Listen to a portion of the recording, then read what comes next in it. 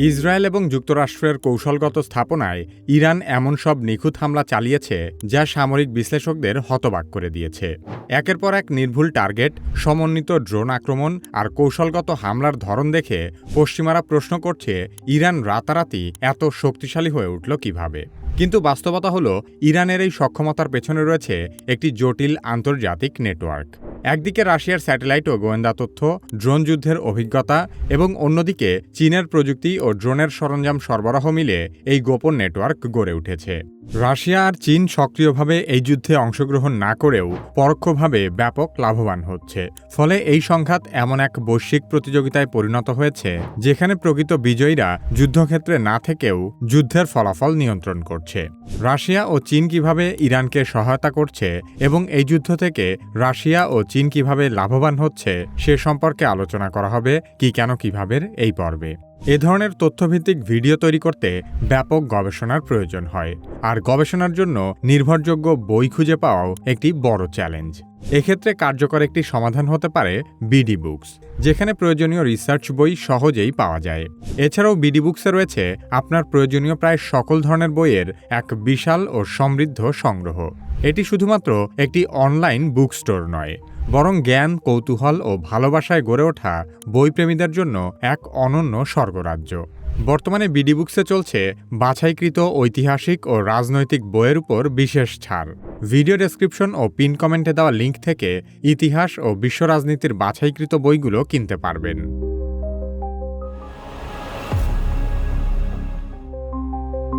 Iran যুদ্ধে রাশিয়ার ভূমিকা সরাসরি দৃশ্যমান না হলেও ইরানের সামরিক কার্যক্রমের পেছনে মস্কোর গুরুত্বপূর্ণ প্রভাব রয়েছে। যুদ্ধক্ষেত্রে রাশিয়া এমন কিছু সহায়তা দিয়েছে যা একটি আধুনিক যুদ্ধের জন্য অত্যন্ত মূল্যবান। বিশেষ করে স্যাটেলাইট গোয়েন্দা তথ্যের ক্ষেত্রে রাশিয়ার অবদান সবচেয়ে বেশি।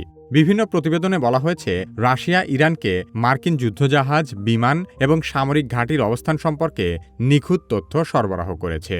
এই তথ্যগুলো আসছে মূলত রাশিয়ার লিয়ানা নামের গুপ্তচর স্যাটেলাইট সিস্টেম থেকে, যা সমুদ্রের যুদ্ধজাহাজ ও সামরিক যান চলাচল শনাক্ত করার জন্য তৈরি হয়েছিল।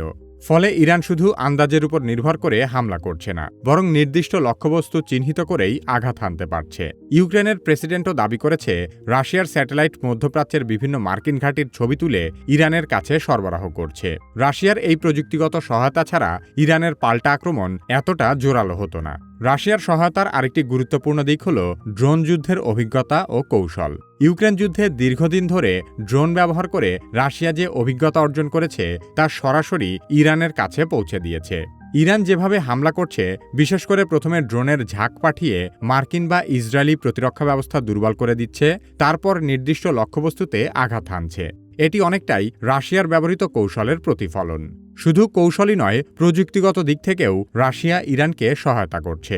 শাহেদ ড্রোনগুলোকে আরও উন্নত করতে রাশিয়ার ক্যামেরা, উন্নত নেভিগেশন সিস্টেম, এমনকি অ্যান্টি জ্যামিং প্রযুক্তিও যুক্ত করা হয়েছে। ফলে ইরানের ড্রোন হামলা আগের তুলনায় অনেক বেশি কার্যকর হয়ে উঠেছে। রাশিয়ার সহায়তা শুধু স্যাটেলাইট বা ড্রোনেই সীমাবদ্ধ নয়। বিভিন্ন সূত্র অনুযায়ী মস্কো ইরানকে নিয়মিত গোয়েন্দা তথ্য, সামরিক বিশেষজ্ঞ এবং অস্ত্রের গুরুত্বপূর্ণ উপাদান সরবরাহ করছে। এই সহায়তা যুদ্ধক্ষেত্রের পরিকল্পনা, প্রস্তুতি এবং বাস্তবায়নের প্রতিটি ধাপে প্রভাব ফেলছে। রাশিয়া ইরানকে সিগন্যাল ইন্টেলিজেন্স ও ইলেকট্রনিক গোয়েন্দা সক্ষমতাও দিচ্ছে, যা ব্যবহার করে মার্কিন লক্ষ্যবস্তুতে ইরানের হামলাগুলো আরও সমন্বিত এবং নির্ভুল হয়ে উঠছে। ইরানের সামরিক শক্তি ক্রমাগত উন্নত করার পেছনে চীনের সাপ্লাই চেইন ব্যবস্থার দীর্ঘদিন থেকেই গুরুত্বপূর্ণ অবদান রয়েছে। বর্তমান যুদ্ধ পরিস্থিতিতেও বাইরে থেকে দেখলে মনে হতে পারে চীন হয়তো নিরপেক্ষ অবস্থানে রয়েছে, কিন্তু বাস্তবে বেজিং এমনভাবে অর্থনৈতিক ও প্রযুক্তিগত সহায়তা দিচ্ছে যা ইরানের যুদ্ধ ক্ষমতাকে নীরবে শক্তিশালী করে তুলছে। এই পুরো ব্যবস্থাকে অনেক বিশ্লেষক এক্সিস অফ ইভেশন বা নিষেধাজ্ঞা এড়ানোর গোপন নেটওয়ার্ক হিসেবে বর্ণনা করেন। এটি এমন একটি নেটওয়ার্ক যেখানে চীন, রাশিয়া ও ইরান একসঙ্গে কাজ করে পশ্চিমা নিষেধাজ্ঞা এড়িয়ে চলে। চীন এই নেটওয়ার্কে সবচেয়ে গুরুত্বপূর্ণ ভূমিকা পালন করে, কারণ চীন রাশিয়া ও ইরানের কাছ থেকে তেল কিনে রাশিয়া এবং ইরানের অর্থনীতি সচল রাখে। বিনিময়ে রাশিয়া এবং ইরান আবার সেই তেল বিক্রির টাকা দিয়ে চীনের কাছ থেকে উন্নত প্রযুক্তি এবং সরঞ্জাম কেনে। এইভাবে তারা পশ্চিমা নিষেধাজ্ঞার বাইরে গিয়ে একটি আলাদা অর্থনৈতিক ও প্রযুক্তিগত ব্যবস্থা গড়ে তুলেছে। বিশেষ করে ইরানের ড্রোন হামলার পেছনে চীনের ভূমিকা বেশ গুরুত্বপূর্ণ। ইরানের তৈরি শাহেদ ড্রোনগুলো সম্পূর্ণ দেশীয় কাঁচামালে তৈরি নয়। এসব ড্রোনের ভেতরকার অনেক গুরুত্বপূর্ণ যন্ত্রাংশ বিদেশ থেকে আসে, যার মধ্যে আছে electronic circuit, navigation system, battery এবং সেমিকন্ডাক্টর। এগুলোর সব যে চীনেই উৎপাদিত হয় বিষয়টি তেমনও নয়। পশ্চিমা দেশে তৈরি হওয়া বেশ কিছু যন্ত্রাংশও চীনের বিভিন্ন কোম্পানির মাধ্যমে কিনে তারপর সেগুলো ইরানে পৌঁছে দেওয়া হয়। ফলে নিষেধাজ্ঞা থাকা সত্ত্বেও ইরান তার ড্রোন উৎপাদন চালিয়ে যেতে পারছে এবং নিয়মিত নতুন নতুন ড্রোন তৈরি করছে। চীনের বিভিন্ন শিল্প প্রতিষ্ঠান থেকে এমন কিছু উপাদান সরবরাহ করা হয় যা দিয়ে রকেট ফুয়েল, প্রোপাল্যান্ট এবং বিস্ফোরক তৈরি করা সম্ভব। এই উপাদানগুলো সরাসরি চীন থেকে ইরানে না গিয়ে বিভিন্ন দেশের মাধ্যমে ঘুরিয়ে পাঠানো হয়, যাতে নিষেধাজ্ঞা এড়ানো যায়। চীন শুধু সামরিক রসদ আর যন্ত্রাংশই সরবরাহ করছে এমনও নয়, বরং drone, antiship cruise missile, surface to air মিসাইলের মতো বিভিন্ন ধরনের সামরিক প্রযুক্তিতেও সহায়তা দিচ্ছে। এই সহায়তা ইরানের আকাশ ও সমুদ্র প্রতিরক্ষা সক্ষমতাকে অনেক বেশি শক্তিশালী করেছে, যা যুদ্ধের সময় বেশ ভূমিকা রাখছে। চীনের আরেকটি গুরুত্বপূর্ণ সহায়তা হল স্যাটেলাইট নেভিগেশন প্রযুক্তি। চীনের বেইডু সিস্টেম ব্যবহার করে ইরান শত্রুকে বিভ্রান্ত করার জন্য ভুয়া সিগন্যাল তৈরি করে। সেই সাথে তারা নিজেদের সামরিক চলাচলও গোপন রাখতে পারছে। রাশিয়া ও চীনের সহায়তা একেবারেই নিঃস্বার্থও নয়, বরং এটি এমন এক গভীর পারস্পরিক স্বার্থের সমীকরণ যেখানে ইরানেরও বহু প্রতিদান আছে।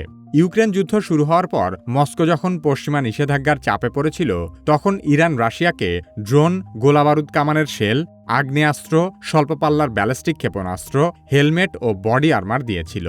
2022 সালে ইরান রাশিয়াকে তাদের শাহেদ কামাকাজের ড্রোন প্রযুক্তি, 600টি খোলা ড্রোন, 1300 ড্রোনের যন্ত্রাংশ এবং প্রশিক্ষণ ও প্রযুক্তিগত সহায়তা দিয়েছিল। রাশিয়া তখন শাহেদ ড্রোনের সাথে কোমেটা বি নামের একটি রাশিয়ান স্যাটেলাইট নেভিগেশন মডিউল যুক্ত করে, যা জ্যামিং প্রতিরোধ করতে পারে। বর্তমানে ইরান রাশিয়াকে করা সেই উপকারেরই প্রতিদান পাচ্ছে। যুদ্ধের আগে রাশিয়ার খনিজ তেল থেকে আয়ের অবস্থা বেশ খারাপ ছিল। হরমুজ প্রণালীর উত্তেজনার কারণে তেলের দাম ব্যারেল প্রতি $100 উপরে উঠে গেছে, আর এই মূল্যবৃদ্ধি থেকে রাশিয়াই সবচেয়ে বেশি লাভবান হচ্ছে। সে কারণে অনেক বিশেষজ্ঞদের মতে রাশিয়া আসলে ইরানের পূর্ণ বিজয় চায় না। যতদিন এই যুদ্ধ টিকে থাকবে ততদিন রাশিয়া অর্থনৈতিকভাবে লাভবান হতে থাকবে। অন্যদিকে চীনের স্বার্থ আরও বড় এবং দীর্ঘমেয়াদী। ইরান চীনের জন্য শুধু একটি মিত্রই নয়, বরং একটি গুরুত্বপূর্ণ জ্বালানি সরবরাহকারী।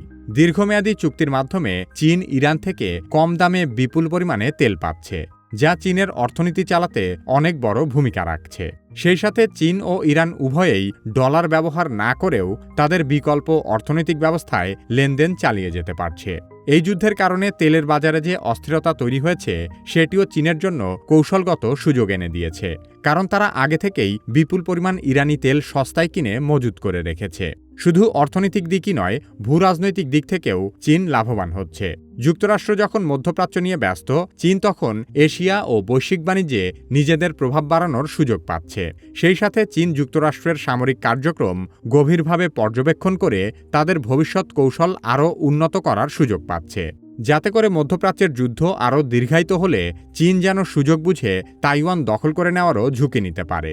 ইরানের সাম্প্রতিক যুদ্ধে রাশিয়া ও চীনের বেশ গুরুত্বপূর্ণ অবদান থাকলেও কোনো মিত্রই ইরানকে পূর্ণমাত্রায় সাহায্য করছে না, কারণ তাদের মধ্যে কোনো আনুষ্ঠানিক সামরিক জোট নেই এবং রাশিয়া বা চীন কেউই সরাসরি যুদ্ধেও জড়াতে চায় না। তাদের সহায়তাগুলো এমনভাবে দেওয়া হচ্ছে যাতে রাশিয়া চীন নিজেরা বড় কোনো ঝুঁকিতে না পড়ে, আবার একই সঙ্গে যুদ্ধ থেকে কৌশলগত ও অর্থনৈতিক লাভও করতে পারে। অনেক বিশ্লেষকের মতে তারা ইরানকে একেবারে একাও ছেড়ে দেয়নি, আবার বাস্তবে বড় ধরনের কোনো সহায়তাও দিচ্ছে না। বিশ্ব রাজনীতিতে এমন অনেক বিষয় আছে যা বাইরে থেকে দেখতে একরকম আর ভেতরের চিত্র সম্পূর্ণ ভিন্ন। ইতিহাসের পাতায় লুকিয়ে থাকা সেই অদেখা সত্যগুলো জানতে বই পড়ার বিকল্প নেই। আর এই বুদ্ধিবৃত্তিক যাত্রাকে আরও সহজ করে তুলতে বিডি বুকস নিয়ে এসেছে বিশেষ এক ক্যাম্পেইন, আমরা সবাই হাদি হব, শুরু হোক বুদ্ধিবৃত্তিক লড়াই। ইতিহাস পড়িও না, নতুন করে তৈরিও করি না, পাবলিকেশনও বানাই না, শুধু রাস্তা কাঁপাই দিলে হবে না ভাই। এই বক্তব্য যেন আমাদের চোখে আঙুল দিয়ে দেখিয়ে দেয় আমরা কতটা পিছিয়ে আছি। কারণ যারা ইতিহাস জানে না তারা শুধু ভুল বোঝে না, বরং ভুলকেই সত্য মনে করতে থাকে। ইতিহাসের অসংখ্য বইয়ের মধ্যে থেকে সঠিক বই বাছাই করাটাও এক বিরাট চ্যালেঞ্জ। সে কারণে বিডি বুকস তাদের ক্যাম্পেইনটি সাজিয়েছে বাছাইকৃত ঐতিহাসিক ও রাজনৈতিক সব বই দিয়ে, যে বইগুলো আমাদের চিন্তার দিগন্ত খুলে দেবে এবং বিকৃত ইতিহাসের বিরুদ্ধে দাঁড়ানোর শক্তি তৈরি করবে। তাই দেরি না করে আজই সংগ্রহ করুন ইতিহাস বা বিশ্ব রাজনীতির গুরুত্বপূর্ণ বইগুলো। ভিডিও ডেসক্রিপশন ও পিন কমেন্টে দেওয়া লিঙ্ক থেকে বইগুলো কিনতে পারবেন। রিয়েল ট্রুথ প্রোমো কোড ব্যবহার করলে প্রতিটি বইয়ের উপর পাবেন অতিরিক্ত ৫% ডিসকাউন্ট। এখন সিদ্ধান্ত আপনার। আপনি কি শুধুই মিথ্যা ইতিহাসে বিভ্রান্ত হবেন নাকি বই পড়ে সত্যটা জানবেন?